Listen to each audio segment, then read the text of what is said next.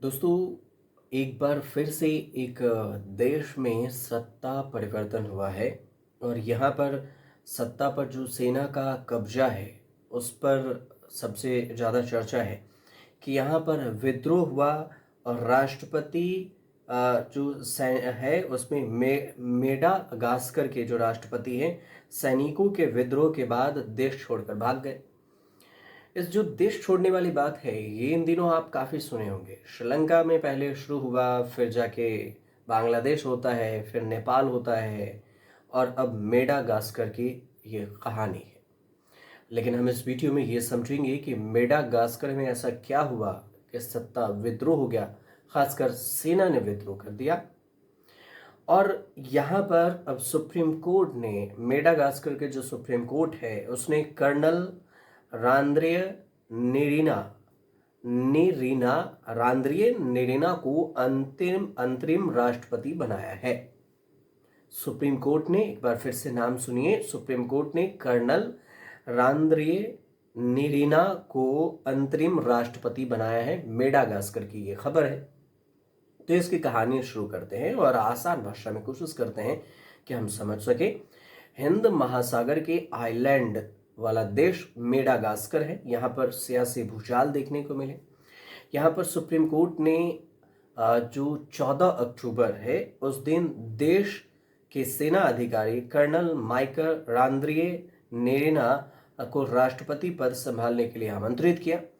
अदालत ने यह फैसला तब लिया और आया जब कर्नल रांद्रिये निरीना ने सेना के समर्थन से सत्ता पर नियंत्रण करने का फैसला किया था। अदालत ने अपने आदेश में यह कहा कि राष्ट्रपति एंड्री राजोएलिना अब अपने पद का निर्वहन करने में सक्षम नहीं हैं क्योंकि वे देश छोड़ चुके हैं और सेना में बड़े पैमाने पर विद्रोह हो चुका है। तो फिर कर्नल रांद्रिये निरीना को अब देश के लिए नए अंतरिम राष्ट्रपति के रूप में कार्यभार संभालना होगा और ये सुप्रीम कोर्ट ने आदेश दिया। मेडागास्कर के सुप्रीम कोर्ट ने, अदालत ने उन्हें आदेश दिया कि वे अगले 60 दिनों के भीतर नए जो चुनाव हैं उसको आयोजित करें ताकि देश में लोकतांत्रिक व्यवस्था बहाल की जा सके। राष्ट्रपति एंड्री राजोएलिना को संसद ने महाभियोग जो इम्पीचमेंट है उसके जरिए पद से हटा दिया और इसके कुछ ही घंटे बाद सेना ने नियंत्रण संभाल लिया, पूरी सत्ता को अपने कंट्रोल में ले लिया।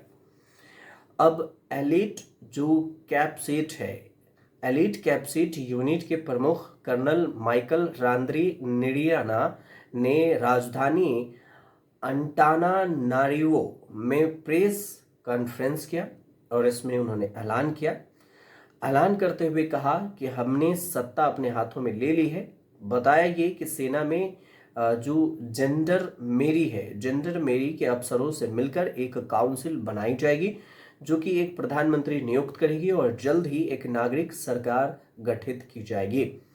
कर्नल रांद्रिये निरीना और उनकी यूनिट राष्ट्रपति महल के बाहर ही खड़ी है जहां पर उन्होंने सत्ता परिवर्तन की घोषणा की है। मतलब सेना के कंट्रोल में राष्ट्रपति भवन है। ये वही यूनिट है जिसने जो संपत्ता हांत में राष्ट्रपति के आदेशों को न मानते हुए प्रदर्शनकारियों का साथ दे दिया था। तो बात यह आता है कि यहाँ पर संसद का जो फैसला है 130 वोटों से राष्ट्रपति की बात हुई थी और यहाँ जो विरोध क्यों हुआ ये भी समझना जरूरी होता है। तो मेडागास्कर के नेशनल असेंबली ने 13 अक्टूबर के रात भारी बहुमत से राष्ट्रपति एंड्री राजोएलिना को पद से हटाने का प्रस्ताव पास किया। 130 सांसदों ने उनके खिलाफ वोट किया जबकि सिर्फ एक ने वोट नहीं किया। और हैरानी की बात यह भी है कि राष्ट्रपति की जो अपनी पार्टी है IRMAR के कई सांसदों ने भी उनके खिलाफ ही वोट किया। और अब यह फैसला देश की हाई कॉन्स्टिट्यूशनल कोर्ट के समक्ष भी जाएगा जो कि महाभियोग इम्पीचमेंट की वैलिड पर भी निर्णय होगी। लेकिन राष्ट्रपति राजोएलिना देश छोड़कर भाग गए। बयान ये दिया कि इम्पीचमेंट अवैध है।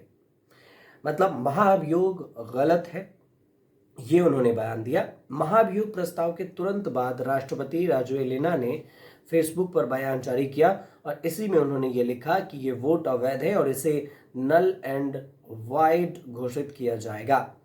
रिपोर्ट्स ये है कि राजोएलिना देश छोड़कर भाग चुके हैं। हालांकि इस बात की पुष्टि नहीं हुई है कि उन्हें फ्रांसीसी सेना ने एयरलिफ्ट कर बाहर निकाला या फिर नहीं निकाला, लेकिन फ्रांस के राष्ट्रपति एमेनुएल मैक्रों ने स्थिति को बेहद ही चिंताजनक बताया और हस्तक्षेप की खबरों पर टिप्पणी करने से इनकार कर दिया कि हमने वहां पर कुछ भी हस्तक्षेप किया है या हमने कोई मदद की है।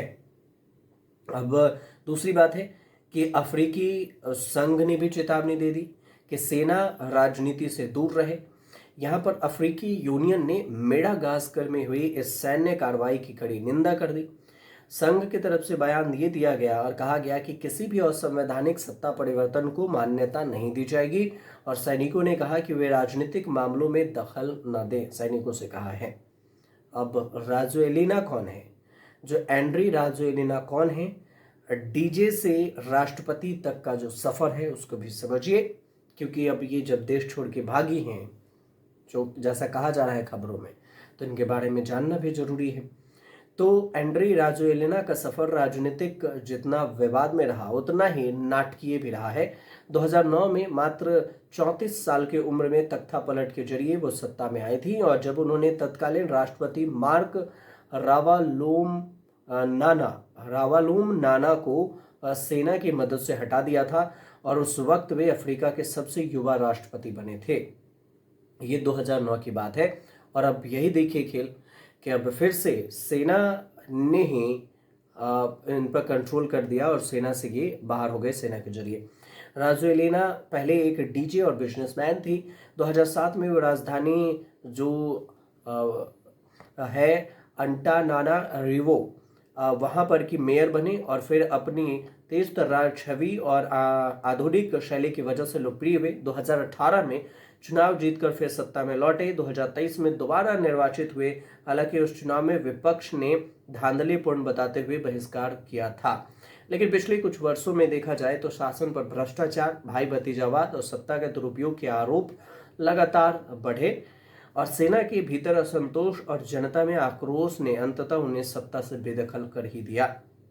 राजधानी अंटानानारिवो में सेना की जो भारी तैनाती की गई है और रांदियाना जो यहाँ की यूनिट है, जो कि अभी अंतरिम राष्ट्रपति बनाया गया है, उन्हें प्रेस में बताया है कि शांति और स्थिरता बनाए रखने के लिए सेना ने ये कदम उठाया है। हालांकि विपक्षी दल इसे सैन्य कब्जा बता रहे हैं और अंतर्राष्ट्रीय समुदाय से दखल की मांग की जा रही है कि सेना की दखल पर अंतर्राष्ट्रीय जो भी समुदाय है वो इसे मदद करे। ये कहा गया है भ्रष्टाचार की वजह से भी यहाँ पर विरोध हुआ, विवाद हुआ, भाई भतीजेवाद, परिवारवाद, इन सारी चीज़ों को लेकर भी ये विरोध हुआ था और इतना ज़्यादा भयंकर विरोध हुआ कि समझिए राष्ट्रपति को देश छोड़कर भागना पड़ा, सेना को कंट्रोल लेनी पड़ी, सत्ता को, सुप्रीम कोर्ट को ये बताना पड़ा कि मेडागास्कर में आप अंतरिम राष्ट्रपति बनिए और ये कर्नल रांद्रियनिरिना को अंतरिम राष्ट्रपति बनाना पड़ा सुप्रीम कोर्ट को। तो ये छोटे से जानकारी थी मेडागास्कर को लेकर, जहां पर सत्ता पलट हुआ है। और आपको अगर सही लगे तो हमारे चैनल से जुड़िए, सब्सक्राइब कीजिए, शेयर कीजिए, कमेंट जरूर कीजिएगा।